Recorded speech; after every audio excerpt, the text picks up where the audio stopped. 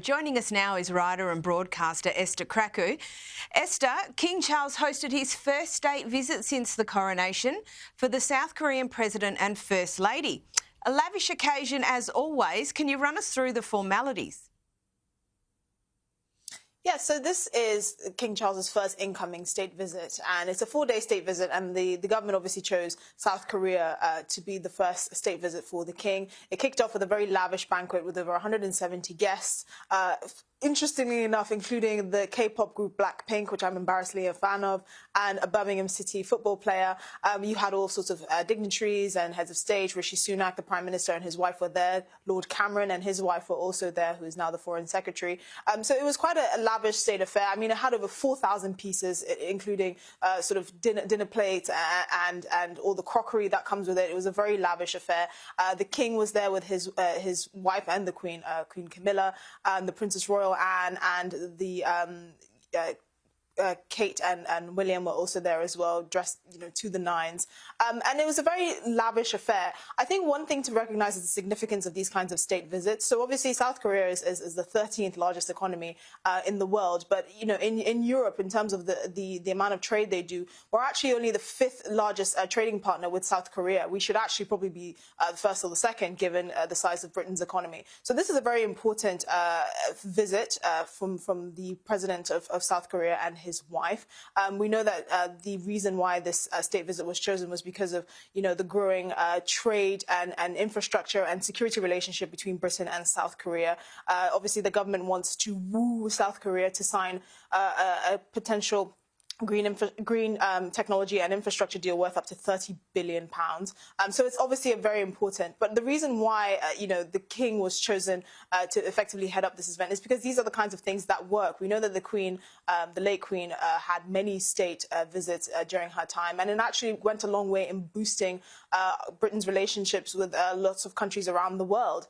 And this is no different. Obviously, the first incoming state visit does make a great statement, considering, this is the first one of King Charles's reign, and I would argue that it was a success. Obviously, this kind of soft diplomacy really does go down well, and it actually is very popular with world leaders around the world. I mean, given the kind of press coverage that the president of South Korea would get, being pictured with the king and having Blackpink getting honorary MBEs and all of those sorts of things, these kind of things boost the local popularity of politicians around the world. So it is a very mutually beneficial kind of engagement, and it just highlights one of the gems of the royal family. The fact that, many politicians could only dream to have the approval ratings that the king currently does have. But these kinds of soft diplomacy moves that are actually very important to keeping Britain's relevance, particularly in a post-Brexit world where the country is looking to open up and have all sorts of bilateral deals with different countries. Now on to the Sussexes, and Omid Scobie's new book Endgame is due to be released on the 28th of November. While it appears to be the rehashing of old allegations, it's now alleged that 2 royals made remarks about Archie's potential skin colour. Is that right, Esther? Well, this is according to Omid Scobie, who has effectively got his meal ticket. He's someone who's reported on the royal family for decades, but now his alleged proximity with the Sussexes and having written their autobiography has meant that he seems to have an inside knowledge into what happened between the Sussexes and members of the royal family, at least from the Sussexes' perspective. At the end of the day, the issue of, who commented on what the potential skin colour of Archie would look like has not really gone down very well with the British public. Particularly in my case, I mean, if I had a child with someone who was not black, my family, with impunity, would probably place bets on the skin colour of that child. I do think that there's an element of bad faith in terms of their interaction that this alleged kind of situation happened under. I don't think that it screams of racism to be curious about what the child of a biracial couple would look like. I don't even think it's particularly that interesting. I mean, when I saw Meghan Markle, I thought she was Puerto Rican.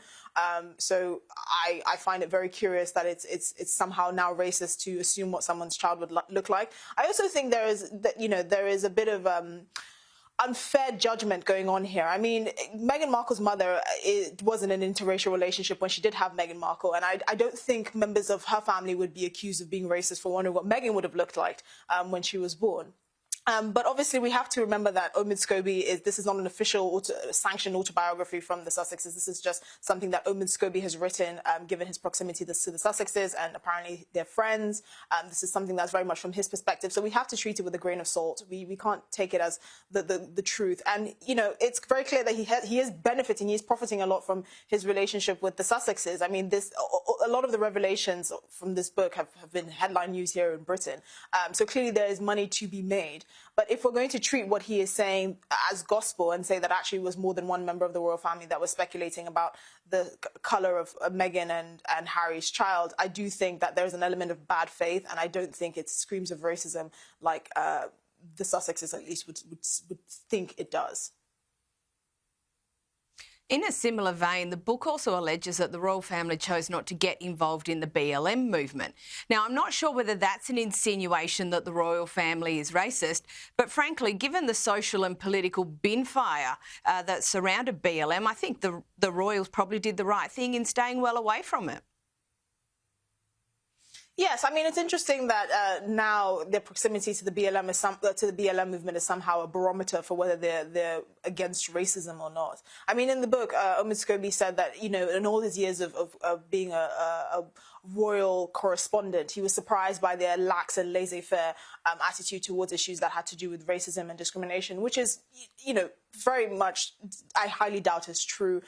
You know, the Queen had relationships with many world leaders, and you wouldn't get the inclination that the royal family were in any way racist. So this is very much written from his perspective. I do think it was a wise move on the royal family's part to not get involved in the BLM, you know, movement. We do know that elements of the police, for instance, here in Britain, have really undermined public trust by seeing, you know, police chiefs bending the knee at BLM riots, for instance, in the capital, when it really had very little to do with Britain or our race relations here in this country. It was very much an American import, and it's something that has taken years to fight against and to unwind and to actually unpick the intricacies of actually race relations here in Britain and how they differ from the US. And I think instinctively the royal family knew that, which is why one of the reasons why they chose to stay away from it.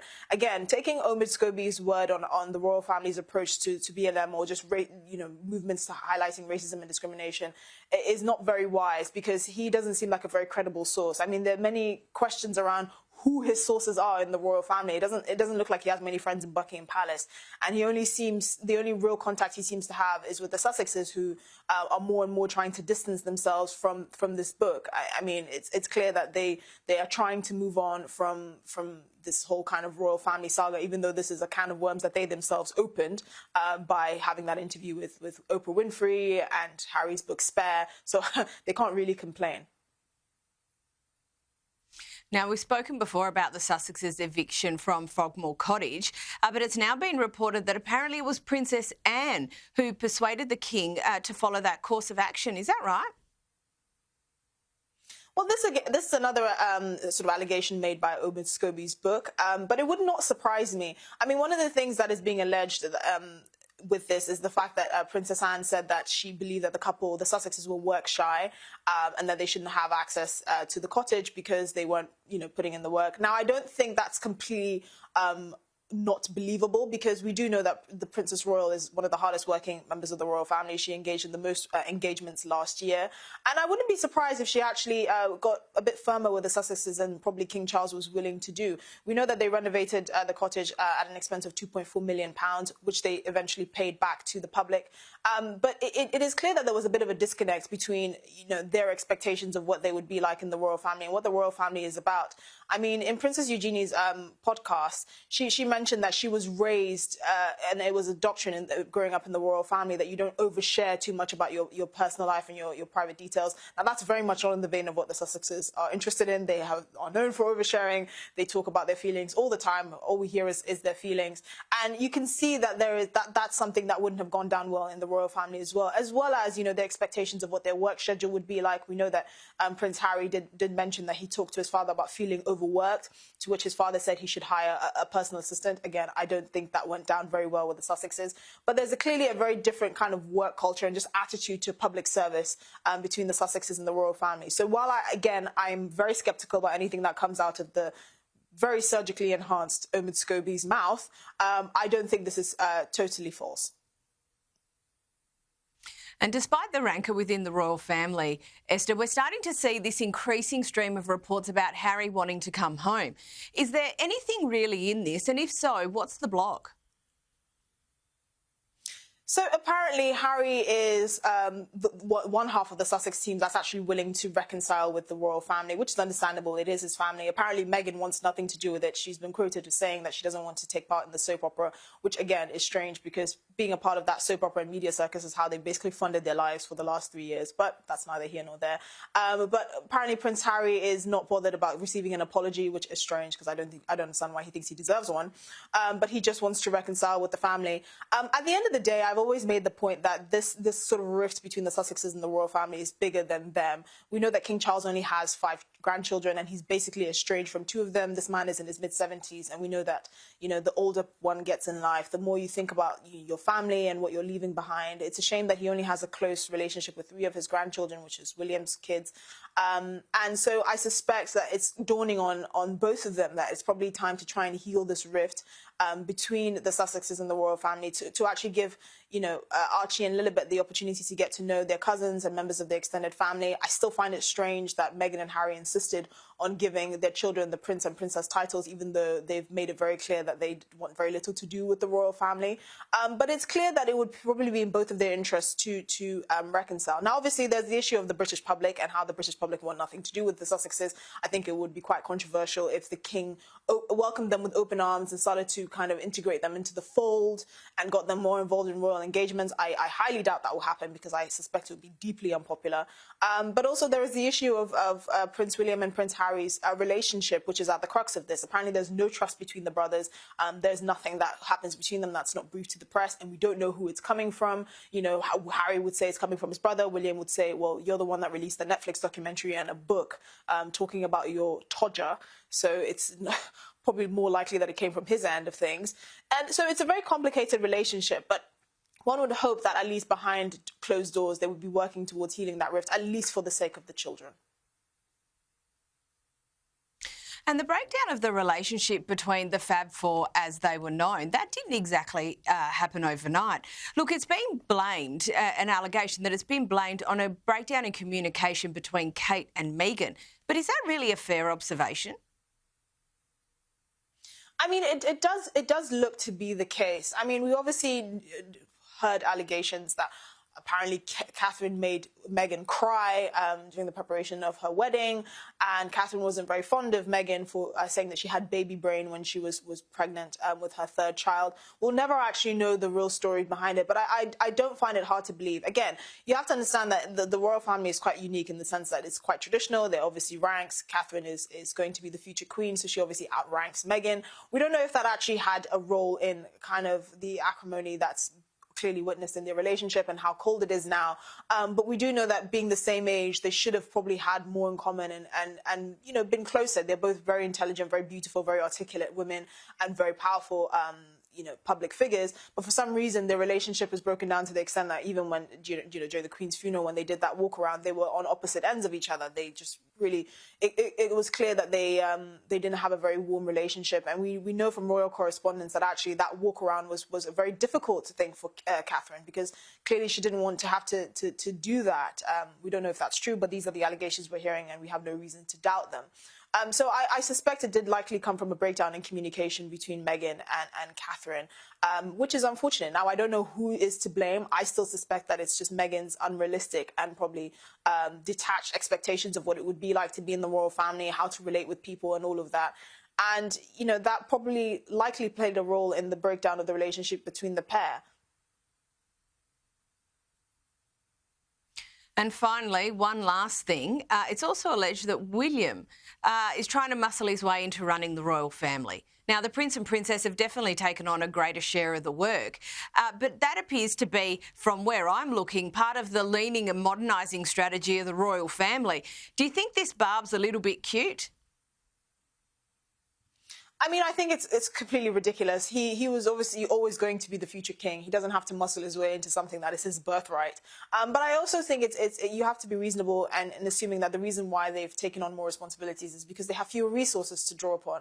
You know, one of the optimistic hopes of the Sussexes joining the fold was the fact that they were going to unburden senior members of the royal family by taking on more of this work. We're starting to see it with Meghan and Harry going to South Africa on their tour. But obviously that didn't come to fruition. And so, you know, the work has had to be spread out. The Edinburghs, the Duke and Duchess of Edinburgh have also had to take on a lot of work. They've been to Canada recently to have royal engagement. So I think it's more to do with the fact that there are genuinely just fewer people and fewer resources to draw upon, as opposed to, you know, William trying to muscle his way in. He is going to lead the royal family one day, that is without question. So he will obviously take a more leading role. But I don't think it's because he's greedy or power hungry or anything of the sort. I genuinely think it's just because that is the role that he was born into, and there are just fewer workers to carry out the work. Thank you for your insights as always. Esther Krakue, thank you for joining us.